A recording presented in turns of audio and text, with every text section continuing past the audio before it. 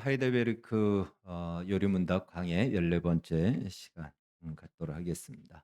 우리가 신앙생활을 하는 데 있어서 신앙의 양태에 몇 가지의 양태가 있습니다.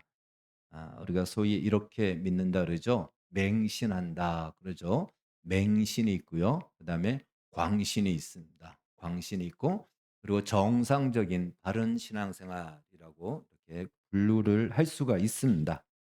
맹신은요. 말 그대로 밑도 끝도 없이 믿는, 즉 묻지도 따지지도 않고 믿는 것입니다. 믿음의 대상과 상관없습니다. 그냥 자기 확신으로 믿는 것입니다. 그러니까 믿음의 근거가 무엇이냐면 자기 확신이에요. 상대가 어떤지는 상관도 없습니다. 그냥 내가 믿는 거예요. 아무 내용도 없고 아무 어떤 목적 또 아무런 어떤 그 실체도 없이 그냥 믿는 것. 이게 이제 맹신한다 그러죠. 예. 자, 광신은 이 미칠 광자죠. 이 광신은 맹신과 달리 상대가 있어요. 분명히 상대가 있습니다. 소위 그 사이비 이 교주를 광신하는 경우가 있죠. 이단 사이비를. 이 광신은 상대의 실체보다 더욱 과장하고 그 실체를 정확하게 이해하지 않고 자기의 기대만큼 부풀려서 믿는 거예요. 이 광신입니다. 실체를 실체 그대로로 보지 않고 자기가 그 실체를 더 키우는 거죠. 더 과장하여서 그렇게 믿는 겁니다. 그러니까 이것도 사실은 실체가 있지만 자기 확신인 거죠. 그러니까 맹신과 광신의 그 공통점은 무엇이냐면 사실은 자기 확신이에요. 자기가 자기 확신의 근거를 두고 믿는 거죠. 없는데도 믿는 거고 있는데 있는 것보다 더 크게 부풀려서 믿는 이것이 맹신과 광신이다라는 것입니다. 겉으로 볼 때 이렇게 그 맹신하듯 혹은 광신하듯이 믿는 사람은요 열심히 믿어요. 아주 그 모양이 굉장히 열심히 믿고 뜨겁게 믿습니다. 믿음이 좋은 사람처럼 보입니다. 그렇다면 과연 정상적이고 바른 신앙이라고 하는 이 신앙도 맹신이나 광신할 수 있을까? 한번 생각해 보게 되죠. 혹은 하나님을 맹신하듯이 믿고 광신하듯이 믿으라고 요구하실까? 성경에서 어떻게 말씀하고 있을까요? 성경은 맹신과 광신을 바람직하게 말하지 않습니다. 그걸 하나님이 요구하지도 않고 또 그렇게 하나님을 믿는 것을 오히려 하나님을 모욕하는 것으로 그렇게 하나님은 생각한다라는 것입니다. 대부분 오늘날 맹신이나 광신을 요구하는 곳은 이단 사이비 혹은 이단성이 좀 있는 교회들. 예. 이단은 아니지만 약간 좀 비스무리한 그러한 교회 혹은 이단이나 사이비는 맹신을 요구하고 광신을 요구합니다. 그러나 비단 이단이나 사이비가 아니라도 우리가 정상적인 교회와 정상적인 신앙생활을 하면서도 우리가 믿는 믿음의 내용을 모르면 우리도 맹신하는 거예요. 내용 모르고 내가 뭘 믿는지도 정확하게 모르고 예수를 믿는데 예수가 누군지 예수가 무슨 일을 했는지 이런 것도 모르고 그냥 예수를 믿는다 그러면은 그러면 이것도 역시 큰 범위에서는 맹신의 범주에 들어간다라고 볼 수가 있습니다. 그렇기 때문에 우리가 기독교 신앙을 가지고 있는 우리가 예수를 믿는다면 바로 우리가 믿는 믿음의 내용이 무엇인지를 정확하게 살펴보고 이해하고 그 실체를 다뤄봐야 돼요. 흘려서 볼 필요도 없고 또한 그것을 축소하여 볼 필요도 없고 실체 그대로를 우리가 잘 살피고 또 헤아려서 믿어야 되는 것이죠. 예수님이 무슨 일을 하셨고 우리를 향해서 어떤 목적과 계획을 가지고 있는지를 살펴봐서 그 사실과 그 진리 위에 우리의 확신이 서야 된다라는 거예요. 근데 맹신과 광신은요. 근거가 없습니다. 근거가 자기 자신이에요. 그러니까 이런 맹신과 확신은 광신은 굉장히 위험하죠. 그 뿌리가 없는 겁니다. 우리의 정상적인 믿음 생활은 진리를 분명히 알고 진리 위에 우리의 확신을 세워야 되는 겁니다. 그러기 위해서는 과연 성경이 그리고 역사 속에서 하나님께서 행하신 일들, 그리고 성경이 우리에게 말씀하고 있는 내용들, 우리가 무엇을 믿고 무엇을 믿기 때문에 어떻게 우리가 믿어야 되는지에 대한 분명한 근거를 우리가 확실히 배워야 된다라는 것입니다. 지난주에 우리는 우리를 구원하러 오신 예수님의 이름에 대해서 살펴봤습니다. 예수라는 이름의 뜻이 무엇이라 그랬죠? 자기 백성을 그들의 죄에서 구원한다. 이 뜻이에요. 그 이름을 가지고 그 이름 안에 담겨 있는 사명을 가지고 예수님이 이 땅에 오셨다. 자기 백성을 그들의 죄에서 구원하기 위해서 어디서 구원한다? 죄에서 구원한다입니다. 죄에서 구원하는 거예요. 우리가 이걸 잘못 이해하면 좀 잘못된 신앙이 갈 수가 있어요. 이 불의한 세상에서 잘못된 불평등한 이 사회 구조에서 구원하는 것이 아니고 죄에서 구원하기 위해서 예수님이 오셨다라는 것입니다. 자, 그러면 예수님께서는 그렇게 오셔서 그 구원의 역사를 어떻게 이루셨는가? 이것도 우리가 알아야 되는 거예요. 그냥 구원하셨다 그러면 어떻게 했는데라고 했을 때 우리가 그 근거가 없는 거예요. 그래서 어떻게 그 구원을 이루셨는지 오늘은 이제 그것에 대해서 배우도록 하겠습니다. 이것을 하이데베르크 문답 31문은 이렇게 묻습니다. 31문. 그분을 왜 그리스도 곧 기름 부음을 받은 자라 부릅니까? 조금 길지만 우리 같이 읽겠습니다. 시작. 왜냐하면 그분은 성부 하나님으로부터 임명을 받고 성령으로 기름 부음을 받으셨기 때문입니다.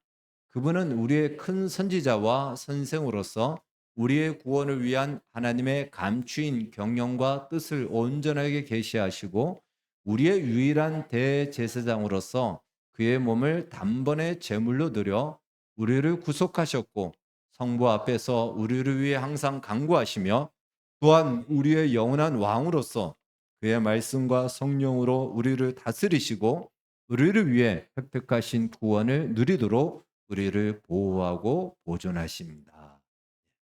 굉장히 길지만 아주 중요한 정말 주옥 같은 하나도 빠뜨릴 수 없는 그런 진리의 내용이 담겨져 있습니다. 우리가 예수님을 부르실 때 예수님 부를 때에 우리가 이렇게 부르죠. 예수 그리스도 이렇게 불러요. 자, 예수는 우리가 지난주에 살펴봤듯이 그 백성을 자기 백성을 그들의 죄에서 구원하기 위해서 그 뜻을 가지고 있는 이름이다. 그래서 구약의 이 이름을 가진 이름이 구약의 히브리어로 무엇이다? 여호수아 혹은 호세아라고 배웠습니다.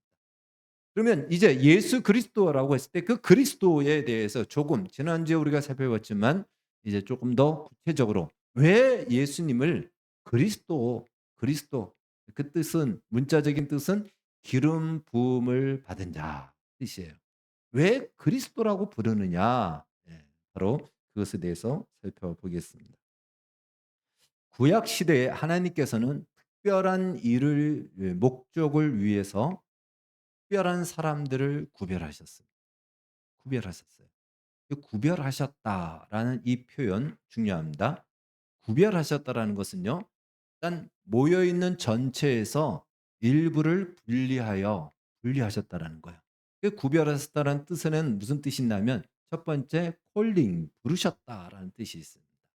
그래서 부른 거예요. 많은 사람들이 있는 중에서 특별한 어떤 목적을 이루기 위해서 일부를 부르셨습니다. 부르신 거야. 이리 와라. 아무개야 내가 너를 부른다. 이리 와라라고 콜링한 거야. 부르신 거예요. 근데 이 부르셨다라는 의미가 구별하셨다라는 뜻에도 담겨져 있지만 또 하나가 있습니다. 하나님은 거룩하신 분이세요. 그래서 죄가 있는 사람은 하나님께 나아갈 수가 없습니다. 가까이 갈 수가 없어요. 하나님 앞에 나아가는 순간 죄를 가지고 있는 사람은 심판을 받게 돼 있습니다. 그러니까 죄가 있는 상태에서는 하나님 앞에 나갈 수 없으니까 하나님께서 그를 구별하셨다라고 했을 때는 그를 거룩하게 하셨다라는 뜻입니다. 거룩하게 하여 하나님 앞에 나아갈 수 있게 하신 거예요. 그래야 하나님 앞에 나아가서 무슨 말씀도 듣고 뭐라고 할 수 있는 거 아니겠습니까? 그래서 하나님께서 구별하셨다라고 했을 때는 거룩하게 하셨다. 이것이 이 뜻 안에 담겨져 있는 것입니다. 하나님은 지금도 우리를 세상 가운데서 구별하셨습니다. 그것은 다른 말로 우리를 부르셨고 우리를 하나님 앞에 설 수 있도록 거룩하게 하셨다. 우리의 죄를 예수 그리스도를 통해서 다 담당하게 하심으로 우리를 거룩하게 하셨다라는 그 의미가 여전히 우리에게 담겨져 있는 것입니다. 자, 이렇게 거룩해져야 하나님 앞에 나갈 수 있기 때문에 하나님은 구별한 그 사람들에게 하나님의 일을 맡긴 겁니다. 그래서 거룩해진 사람만이 그 일을 할 수 있어요. 그래서 그 일도 무엇이 되냐면 거룩한 일이 됩니다.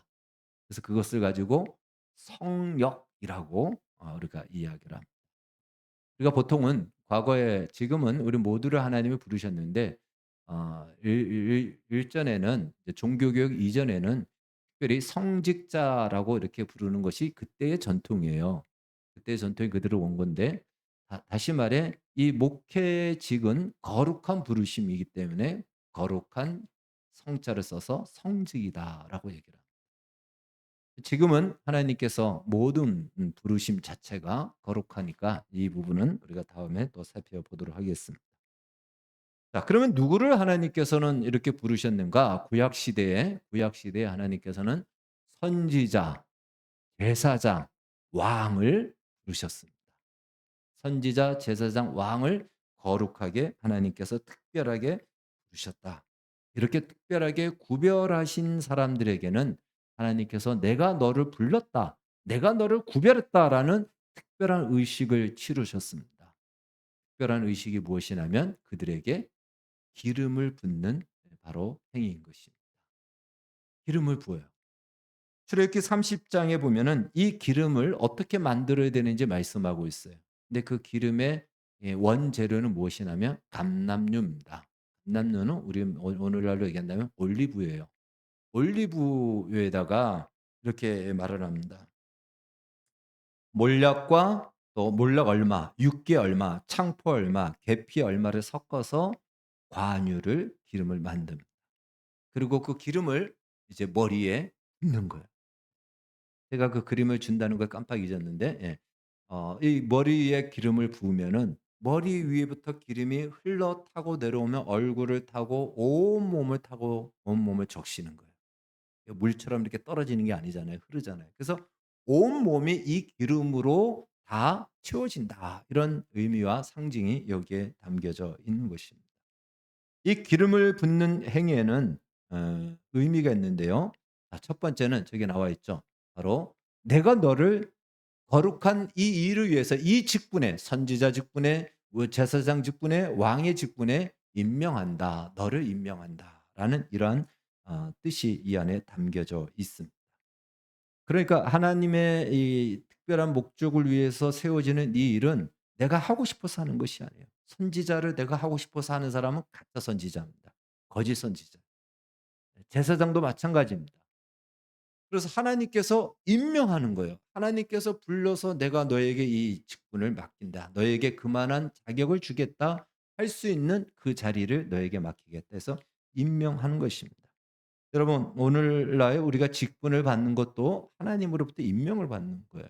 1년 동안 주 예수의 몸 된 교회를 위해서 "이 직분에 너를 임명한다."라고 맡기는 것이 우리가 직분을 주는 겁니다. 그래서 1년 동안 우리가 그 임명을 받아서 충성스럽게 감당을 하는 것입니다. 두 번째는요. 기름을 붓는다라는 것은요. 직분을 감당할 수 있는 능력을 주겠다라는 거예요. 직분만 주고 그것을 감당할 힘과 지혜와 역량이 안 되면 안 되죠. "그것도 내가 주겠다."라는 것이 이 기름을 붓는다라는 의미에 이 안에 담겨져 있습니다. 그래서 하나님의 일은 오늘날도 마찬가지로 내 힘으로 하는 것이 아니고요. 하나님의 은혜와 하나님이 주시는 힘으로 하는 거예요. 왜? 그 일을 하다 보면 시험에 들 일이 많이 있고 어려운 일도 많이 있고 '이 일을 위해서 내가 뭐가 있다고 이 일을 해야 될까?' 하는 그런 여러 가지의 방해의 마음이 생기거든요. 하나님이 은혜를 주시지 않으면은 감당할 수가 없습니다. 그래서 그 주시는 은혜와 능력으로 그 직분을 감당하는 것이다. 세 번째는요. 기름은 곧 성령을 상징합니다. 구약 시대에는 성령을 특별하게 이렇게 드러나 보이는 사역들이 잘 없었습니다. 그런데 이 기름을 부음으로 말미암아 이제 하나님이 부르신 특별한 사람에게 하나님께서는 능력도 주시고 또 그에게 힘도 주실 뿐더러 그와 함께 하겠다라는 그와 함께 하겠다는 겁니다. 그리고 하나님의 일을 하는 데 있어서 얼마나 많은 방해가 있고 어려움이 있는지 모릅니다. 그러다 보면 어려움이 생기면 어떤 마음이 들죠? 하나님이 나한테 이 일을 하라고 해 놓고는 왜 이런 어려운 일이 생길까? 해서 원망하고 의심하죠. 오늘날도 마찬가지입니다. 직분을 감당하는데 왜 이런 나에게 억울한 일을 당하게 하고 왜 힘든 일을 당하게 하고 내가 살아가는 삶의 일은 왜 이렇게 답답하고 힘들어질까? 과연 하나님이 정말 나를 이 직분의 자리에 맡기셨는가? 우리는 의심을 가질 수밖에 없어요. 의심이 생깁니다. 그때 어떤 상황과 현실 속에서도 내가 너와 함께 있다. 이것이 기름을 붓는 거예요. 성령이 우리 안에 계시는 거. 그래서 그 일을 감당해 내게 하신다. 바로 이 세 가지의 이러한 의미를 담고 기름을 붓는 거예요. 기름을 붓는 사람들은 바로 이 기름 부음을 받아서 이 역할을 하는 겁니다. 선지자로 기름 부음을 받은 사람은 선지자로, 제사장으로 기름 부음을 받은 사람은 제사장으로, 왕으로 기름 부음 받은 사람은 왕의 역할을 하면서 구약의 이스라엘, 다시 말해 하나님의 나라의 백성들을 하나님께서 그렇게 보호하시고 지키시고 다스리시고 이끌어 가셨다라는 것입니다. 자, 이렇게 바로 이 기름을 붓는다라는 이 말, 하나님으로부터 구별함을 받고 기름 부음을 받는다라는 이 기름 부음을 받은 자를 히브리어로 이렇게 얘기합니다. 네, 히브리어로 마샤우라고 합니다. 이 마샤우에서 어떤 말이 나오냐면 메시아가 메시아. 그리고 그 메시아를 헬라어로 번역한 것이 그리스도. 그래서 예수님은 바로 신약 시대에 오셨기 때문에 헬라 시대에 온 거죠. 그 시대에 오셨기 때문에 이제 로마 시대지만 그때의 문화는 헬라의 문화였습니다. 그래서 예수 그리스도.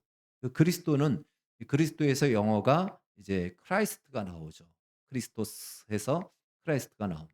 그래서 예수 그리스도라고 이름을 붙는데 그 말은 예수 메시아, 예수 마샤, 예수 그리스도 같은 의미를 가지고 있는 것입니다.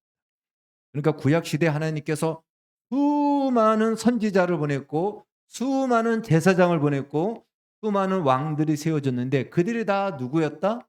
그리스도였어요. 그들이 다 메시아였습니다. 하나님께서 하나님의 목적을 이루기 위해서 그 일을 이루도록 메시아를 보내신 거예요. 수많은 선지자, 수많은 메시아를 보냈고 수많은 제사장과 왕을 보냈던 것입니다. 그들은 모두 특별한 목적을 위해서 구별되었던 직분이었다라는 것입니다. 자, 선지자는요. 선지자는 같이 한번 읽겠습니다. 시작. 하나님의 뜻이 무엇인지 가르치는 사람. 예, 선지자는 하나님의 뜻이 하나님이 어떤 생각과 어떠한 계획과 지금 하나님이 무엇을 말씀하는지 하나님의 그 뜻을 전파하고 가르치는 것이 선지자의 사명인 것입니다. 그 당시에는 아직 성경이 완성되지 않았기 때문에 계시를 통해서 선지자들에게 하나님이 말씀해 주시는 것이 성경이었어요. 그래서 선지자들은 하나님의 말씀을 받아서 그것을 백성들에게 가르치고 전파하는 것이었습니다. 그러니까 하나님의 말씀을 먼저 받으니까 하나님의 뜻을 먼저 알게 되죠. 그래서 선지자라고 했을 때 선자가 먼저 선자, 할 선자가 아니고 먼저 선지, 먼저 선자예요. 그다음에 지자가 알지자입니다. 그러니까 하나님의 뜻을 먼저 받았어요. 그러니까 먼저 아는 거죠. 먼저 안 사람이에요. 그걸 선지자다라고 얘기합니다. 혹은 이제 선지자를 다른 말로 우리가 예언자다라고 얘기합니다. 이 예언자, 예언자의 예자도 바로 이건 미리 예자 우리가 예언한다라고 할 때 미리 예자라고 하는데요. 말씀 원자. 하나님의 뜻이 앞으로 이렇게 이루어질 건데 그것을 미리 얘기하니까 그것이 바로 예언자다라고 이렇게 불려진 겁니다. 또 이 예언자의 예자는 맡길 예자가 있습니다. 우리가 예금한다 그럴 때 예자가 있잖아요. 맡긴다라는 거, 돈을 맡긴다. 그러듯이 하나님의 말씀을 이 사람에게 맡긴 거예요. 자, 내가 너에게 말씀을 줄 테니까 네가 말씀을 맡았다가 전해 주라. 그래서 맡길 예자 말씀 원자. 말씀을 맡았다가 가르치고 전하는 사람. 그래서 구약 시대의 선지자를 선지자 예언자라고 이야기합니다. 선지자의 사명은 무엇이냐면 하나님의 뜻이 무엇인지를 말로 가르치기도 하고 또 선포하기도 하고 어떤 경우에는 퍼포먼스를 해야 되는 거예요. 행동을 해야 되는 겁니다. 그래서 이사야 선지자 같은 경우는요. 이제 장차 이스라엘 백성들이 유다 백성들이 회개하지 않고 돌이키지 않으면 너희가 바벨론 포로로 끌려갈 것이다. 그러니까 이사야 선지자 시대부터 한 150년이 지나서 이제 그 일이 일어났는데 한 100여 년 전부터 이사야 선지자가 그것을 경고했어요. 근데 백성들이 듣지 않아요. 그러니까 이사야가 행동으로 보여줍니다.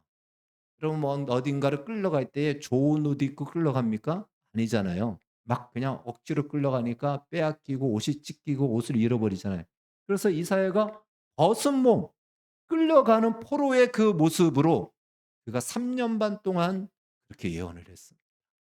혹은 에스겔 같은 선지자는요. 이제 바벨론을 끌려갈 것이니까 너희들은 갈 준비를 하라라고 아무리 가르쳐도 안 믿는 거예요. 우리나라가 망하지 않는다, 망하지 않는다라고 하는 거예요. 그래서 이 에스겔은 매일같이 이삿짐을 싸는 그 행동을 한 거예요. 이삿짐을 싸서 이사를 하는, 그리고 다시 가서 풀어놓고 또 그 다음날 되면 또 이삿짐을 싸서 이사하는 이러한 행동을 통해서 무엇을 해줬다? 하나님의 뜻이 무엇인지를 가르치는 것이 사명인 것이에요. 그러니까 목에 칼이 들어와도 하나님의 말씀대로 뜻을 전해야 되는 그 사명이 선지자의 사명이었다는 것입니다. 자, 제사장은 백성들이 하나님께 나아갈 수 있도록 제사하는 바로 그 사명입니다. 죄를 지은 백성들이 앞서 말씀드렸듯이 하나님께 나아갈 수 없어요. 그래서 구약 시대에는 어떻게 했냐면 동물을 대신 잡아서 동물 위에 머리에다 안수를 해서 나의 죄를 대신 이 동물에게 전가를 시키는 거예요. 그리고 죄 때문에 죽어야 될 내가 이 동물에게 전가함으로 나 대신 동물이 죽는 겁니다. 그래서 제사장이 바로 그 일을 하는 거예요. 그 동물을 죽여서 제물로 삼아서 하나님 앞에 드림으로 우리의 죄를 용서해 주세요. 근데 죄를 한 번 짓고 끝납니까? 매일 죄를 짓죠. 그러니까 제사를 매일 드려야 되는 겁니다. 그렇지 않으면 하나님의 진노가 임하는 거예요. 그만큼 중요한 거죠. 그래서 제사장들은 다른 일 안 하고 이 제사 일만 하는 겁니다. 이 일이 없어서는 안 되는 거죠. 하나님의 진노가 임하니까 그 진노를 하나님 앞에 멈추기 위해서 제사를 드려야 됐던 거죠. 그것은 하나님이 나빠서가 아니고 죄의 삭은 무엇이다? 성경은 얘기합니다. 죄는 반드시 죽음으로만 그 값을 지불해야 되기 때문에 바로 그 죄를 사하기 위해서는 나 대신 동물이 죽는 죽음을 감당해야 됐고 그 제물을 매일같이 드려야 됐다. 이거 이제 제사장입니다. 제사장. 자, 그다음에 왕은 이제 백성들을 보호하고 자기 백성들을 보호하고 다스리는 거예요. 그래서 백성들이 위험에 처하면 나가서 백성들 앞에서 싸우는 자가 왕입니다. 우리나라 조선 시대에는요. 전쟁이 나면은 왕이 제일 먼저 피신을 피하는 겁니다. 왕을 제일 먼저 피해요. 그런데 유럽이나 우리 또 뭐 고려까지만 해도 왕이 전쟁 나면 맨 앞에 선봉장에 나가서 싸우는 거예요. 왜? 내 백성이니까 내가 보호를 해야 되는 거예요. 우리 가끔씩 그런 경우도 있잖아요. 도둑이 나왔는데 막 부모가 아버지가 자식을 내보내고 아내를 내보내고 그 뒤 무슨 면목으로 그 아버지를 믿고 남편을 믿겠습니까? 예. 어찌 됐든 "뒤에 숨어. 내가 나가서 싸울게." 이렇게 돼야 되잖아요. 왕은 자기 백성을 위해서 나가서 목숨 걸고 싸워 보호하고 자기 백성들이 풍성하게 복되게 살아가도록 다스리는 사람. 그게 왕의 역할이었습니다. 그러니까 하나님께서는 이 중요한 세 가지 직분을 가진 사람들에게 불러서 하나님의 나라인 하나님의 백성 이스라엘을 이렇게 너희들을 보호하고 지키고 풍성하게 하라라고 기름을 부었던 것이다. 이것입니다. 오늘날 세상에서의 왕은 그냥 권력과 명예의 상징이죠. 예. 그리고 이 성공의 최고의 가치가 되었던 것입니다. 이스라엘에서 왕은 다르다라는 거예요. 이스라엘에서 왕은 하나님께서 하나님의 백성인데 마치 이스라엘의 왕은요 분봉왕 같은 거예요. 봉신왕. 쉽게 말하면 본래 왕이 있고 저 영토는 너무 멀어서 한 사람의 총독 같은 왕을 세워서 "네가 잘 다스리라."라고 맡겨 준 왕을 봉신왕이라 그래요. 분봉왕이라 그래요. 근데 이스라엘의 왕은 바로 그런 것입니다. 하나님이 왕이신데 이제 이스라엘이라는 그 나라의 백성들을 하나님을 대신하여 왕처럼 다스리는 거예요. 그러니까 그 왕의 뜻을 따라서 권력을 남용하고 자기의 사심을 채우는 것이 아니고 그 백성들을 거룩하게 하고 또 올바르게 살 수 있도록, 그리고 그 백성이 위기가 처하면 직접 나가서 대신 싸우고 하는 이 역할이 이스라엘의 왕의 역할이었다라는 것입니다. 뿐만 아니라 하나님의 뜻을 따라서 이 왕은 다스려야 됐고, 그래서 그 백성들이 풍성하고 부유하게 살아갈 수 있도록 역할을 하는 것. 이것이 또한 왕의 역할이었던 것입니다. 여러분, 나라의 지도자 한 명이 얼마나 중요합니까? 지도자 한 명으로 인해서 나라가 흥하기도 하고 나라가 망하기도 합니다. 우리가 여실히 우리 나라와 또 우리 주변에서 얼마든지 볼 수 있지 않습니까? 지도자 한 명 때문에 그 나라 국민이 모두가 참 영광스럽게 세상 가운데 나가기도 하고, 어떨 때는 부끄러워 수치를 당하는 그런 경우도 있는 것을 우리가 알 수 있습니다. 우리가 계속해서 나라와 지도자를 위해서 기도해야 될 것입니다. 하나님께서는 이렇게 새 직분을 통해서 하나님의 나라를 이루려고 했던 거예요, 구약 시대에. 그런데 우리가 알다시피 사람은 불완전하죠. 그러다 보니까 선지자들도 선지자를 빙자하여 이 나쁜 짓을 많이 하는 거예요. 자기가 선지자라는 것으로 인해서 사람들에게 거짓말을 말하고, 또 어떤 경우에는 사람들에게 막 돈을 요구하고, 이런 일들이 있는 거예요. 제사장도 마찬가지입니다. 제사장도 보니까 이렇게 하면 제사가 안 된다고 해서 나한테 잘 보여야지 내가 제사 드려 준다고. 이렇게 하니까 사람들을 홀리고 괴롭히는 거죠. 왕은 더 심했죠. 왕은 자기의 권력을 남용하여 막 학살하기도 하고 죽이기도 하고 남의 것을 빼앗기도 하고. 그러니까 하나님께서 하나님의 나라와 목적을 위해서 세웠는데 이 인간들이 다 변질이 되고 불완전한 겁니다. 물론 개 중에는 참 선한 왕도 있고 그리고 올바른 선지자들도 있었습니다. 그러나 그들도 역시 그냥 한 100년 살면 많이 사는 거잖아요, 그 시대에. 그냥 죽어버리면은 그다음에 또 이제 지속되지 않고 또 다른 나쁜 선지자가 나오기도 하고 악한 왕이 나오기도 했던 것입니다. 그래서 그것을 통해 구약 시대는 이 모든 직분, 이 직분은 무엇이죠? 그것을 다른 말로 구원이라고 얘기하는 거예요. 이 구원을 이룰 수 있는, 그리고 그것을 완전하고 영원히 수행할 수 있는 메시아를 소망하는 시대가 구약 시대. 우리가 저 선지자 기대했는데 잘 가다가 변질이 됐네. 저 왕이 처음에는 뭔가 좀 잘하는 것 같았는데 좀 권력을 잡고 나니까 변질이 됐네. 사람들이 실망하는 거예요. 그러면서 어떤 소망을 가집니까? 진짜 정말 완전하고 영원히 끝나지 않고 우리가 좀 기대했던 왕, 정말 선했던 왕이 죽어버리니까 또 그 정책이 끝나잖아요. 그러니까 죽지 않고 영원히 그 수행할 수 있는, 영원히 그 직분을 잘 감당할 수 있는 마샤오 메시아를 소망하는 시대, 그 시대가 바로 구약 시대였다라는 것입니다. 그리고 때가 되어 예수님이 이 땅에 오셨습니다. 그리고 지난주에 살펴봤듯이 예수님의 이름은 자기 백성을 그들의 죄에서 구원하는 거예요. 이 세 가지의 직분을 수행하심으로 구원을 완성하시는 것입니다. 바로 그 이름대로 그 구원을 어떻게 이루셨는가? 예수님의 바로 이 직분을, 이 세 가지의 직분을 수행함으로 그 구원을 이루신 것입니다. 예수님이 공생애를 시작하실 때에 이제 세례를 받으시고 성령으로 세례를 받으셨습니다. 그래서 구약에서 아까 말씀드렸듯이 이 기름은 무엇을 상징한다 그랬죠? 성령을 상징한다 그랬어요. 사도행전에서 하나님께서는 나사렛 예수에게 베드로가 설교하기를 성령과 능력을 기름 붓듯 부으셨다라고 이런 말씀하셨습니다. 그래서 예수님도 기름 부음을 받음으로, 성령의 기름 부음을 받음으로 이제 그의 선지자, 제사장 또한 왕의 직분을 가지셨습니다. 여러분, 선지자는 앞서 말씀드렸듯이 하나님의 뜻을 가르치는 것이라 했어요. 예수님은 공생애 동안에 하나님의 뜻이 하나님의 나라가 어떤지를 계속 가르쳐 줬어요. 대표적으로 우리가 알고 있는 산상수훈이 그 대표적인 거예요. 하나님은 이런 분이시다. 하나님의 나라는 이런 나라다라고 하면서 너희들은 이렇게 살아라라고 얼마나 많이 가르쳐 줬습니까? 그러나 결정적으로 예수님이 가르쳐 주신 사건이 있습니다. 하나님의 나라는 이렇다. 하나님은 이런 분이다라고 가르쳐 주신 사건이 무엇이냐면 십자가의 죽으심으로. 하나님은 너희를 이렇게 사랑하신다.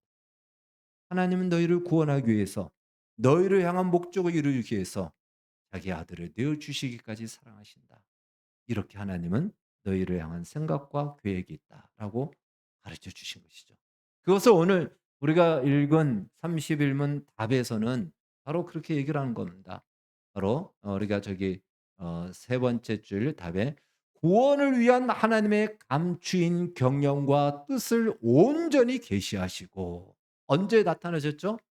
십자가에서 나타나신 거예요. 이렇게 하나님이 너희를 향하여 이러한 뜻을 가지고 있고 이러한 생각을 가지고 있고 이러한 목적을 가지고 있다라는 것을 예수님은 자기의 몸을 십자가에 내어 드림으로 그 뜻을 다 수행하셨다라는 것입니다. 뿐만 아니라 제사장 그 뒤에 나오죠. 유일한 대제사장이라고 합니다. 바로 제사를 드리면 또 드려야 되는 거예요. 왜? 죄를 한 번 짓고 끝나는 것이 아니고 또 그다음 날도 죄를 짓고 또 죄를 짓잖아요. 근데 예수님께서는 흠없는 제사장이 되셔서 자기 몸을 제물로 삼아 그 제사를 단번에 영원히 드리셨습니다. 히브리서 9장은 이렇게 말씀해 주고 있습니다. 9장 11절 12절 같이 읽겠습니다. 시작.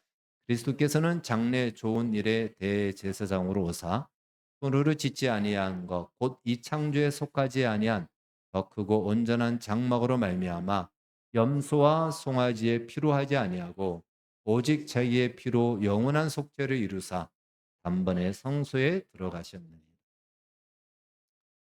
창조에 속한 이 세상의 피조물인 염소나 양으로 하지 않고 자기의 몸 흠없는 예수님의 몸을 제물로 삼아 영원히 한 번이 아닌 영원한 효력이 있는 속죄를 그리고 한 번만에 그 제사를 완수하셨다. 그로 말미암아 우리의 죄는 영원히 용서를 받은 겁니다. 다시 우리가 제물을 드릴 이유가 없게 된 제사장으로서 그 사명을 감당하셨다. 이렇게 구원을 이루셨다라는 것입니다. 우리가 언제든지 하나님께 나아갈 수 있게 된 이유가 바로 여기에 있는 거예요. 구약 시대에는요. 재물이 없으면 하나님께 나갈 수 없었어요. 왜? 재물을 드려야지만 내 죄가 사해지고 그다음에 하나님께 나아가는데 이제 우리는 언제든지 이렇게 나올 수 있는 이유가 무엇이다? 우리를 위해서 예수님이 영원한 제사를 드렸기 때문에 더 이상 우리가 드릴 제사가 없는 거예요. 드리지 않아도 되는 겁니다. 그 놀라운 은혜를 놀라운 역사를 이루셨다는 것입니다. 또한 예수님은 하나님께서 자기 백성을 지키시고 또 보호하시고 풍성한 삶을 살게 하시는 바로 왕의 직분을 감당하셨습니다. 특별히 누구와 싸우셨죠? 마귀와 싸우셨어요. 해 전방에 나가서 마귀가 가장 쓸 수 있는 최고의 무기가 뭐냐면 죽음입니다. 예. 우리가 다 죄를 짓기 때문에 마귀의 밥이 되는 거예요, 사람들이. 예. 마귀가 쓸 수 있는 최고의 무기가 죽음이에요. 예수님이 그 죽음의 자리로 그 무덤의 자리로 들어가신 거예요. 그래 나하고 한번 맞짱을 떠보자. 근데 그 죽음을 어떻게 하셨다? 이기시고 부활하심으로. 마귀와의 싸움에서 완전한 완승, 영원한 승리를 이루신 겁니다. 우리를 대신하여 그 싸움을 이기셨고 이제 하나님으로부터 속한 그 모든 풍성한 것, 이 세상에서는 감히 꿈꿀 수 없는 하늘의 영광에 속한 하나님의 가치의 것들, 그것들을 우리에게 주시면서 우리로 하여금 그 영광의 풍성한 자리로 나아갈 수 있도록 뿐만 아니라 마태복음 20장 18, 19절에서 20절 말씀하고 있듯이 영원토록 내가 너희와 함께하겠다라는 이 약속으로 예수님은 우리의 왕으로서 지금도 우리를 보호하시고 우리를 지키시고 계신다라는 것입니다. 한마디로 예수님은 메시아 사역을 통해, 즉 그리스도 사역을 통해서 우리의 구원을 이루셨다. 여러분, 이것이 우리 믿음의 내용인 것입니다. 여러분, 우리는 맹신하지 않아요. 우리는 광신하지 않습니다.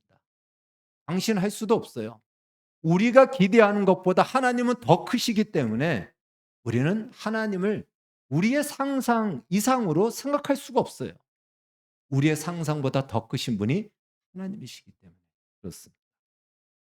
그래서 우리는 이렇게 물어볼 수 있죠. 누군가가 이렇게 물어봐요. 당신이 구원받았다라는 확신을 어떻게 할 수 있습니까? 당신 구원받았습니까? 라고 했을 때 자기 확신에 있는 사람은 그냥 자기 말만 하는 거예요. 예, 근거가 없습니다. 우리는 확신할 수 있어요. 네, 저는 구원받았다고 확신할 수 있습니다. 오늘 제가 죽어도 천국에 이를 수 있고 하나님의 품에 갈 수 있는 분명한 이유가 있습니다. 그것이 무엇이죠? 예수께서 그리스도의 사역을 완수하셨습니다. 나 대신 내가 이룰 수 없는 그 선지자의 사역과 그 제사장의 사역과 왕의 사역을 다 이루셔서 지금 나는 그 왕의 보호 속에 지금 있습니다. 이것이 우리의 구원의 근거가 되는 것이고, 이 진리 위에 우리는 확신을 갖고 믿음의 생활을 할 수가 있는 것입니다. 이 일을 위해 예수께서 그리스도가 되셨다. 다시 한번 우리의 믿음이 맹신이 아닌 이유, 광신이 아닌 이유를 우리가 기억해야 됩니다. 예. 물론 우리의 신앙은요, 고민과 갈등으로 이어질 수밖에 없어요. 하나님이 함께 하시는데 왜 나의 인생에 이렇게 어려움이 있지? 왜 힘든 일이 있지? 그래서 우리는 그때마다 의심하고 고민하고 갈등할 수밖에 없습니다. 그러나 그때마다 기억해야 될 것이 무엇이다? 예수께서 그리스도가 되셨다. 예수께서 그리스도의 사역을 다 완수하셨기 때문에 그러한 현실과 상관없이 여전히 하나님은 나를 붙들고 있고 나의 구원을 이루셨고 나의 풍성함을 약속하시고 이루신다라는 근거를 가질 수가 있는 것입니다. 여러분의 남은 생애 동안 언제나 이 사실과 진리가 신앙의 근거와 내용이 되게 하십시오. 그리고 예수님을 그리스도로 믿는 믿음을 가지십시오. 어떠한 기도의 제목 속에서도 예수님이 그리스도 되심을 이 기도 제목 가운데서 이루어 주십시오. 내가 할 수 없는 그 고민과 어려움 속에서 예수께서 구원자가 되시고 그 구원을 완수하신 그리스도 되셨음을 나타내 보여주십시오라는 이 믿음으로 남은 생애를 살아가고 이 한 주간도 승리하는 우리 모두가 되기를 주의 이름으로 축원합니다. 기도하겠습니다. 살아계신 하나님 감사합니다. 예수님인 이 땅에 오셔서 우리의 구원을 위해서 메시아 사역을 다 완수하셨고 이로 인하여 그 진리 위에 우리가 확신할 수 있고 또 이로 인하여 그 진리 위에 우리가 주님 앞에 구할 수 있는 근거가 되는 줄 믿습니다. 예수는 그리스도다. 이것이 우리에게 얼마나 큰 기쁨과 벅찬 감동과 소망과 능력이 되는지 우리의 인생 속에서 살아가면서 더 많이 겪고 경험함으로 진실로 우리의 찬양이 되게 하여 주시옵소서. 예수님의 이름으로 기도하옵나이다.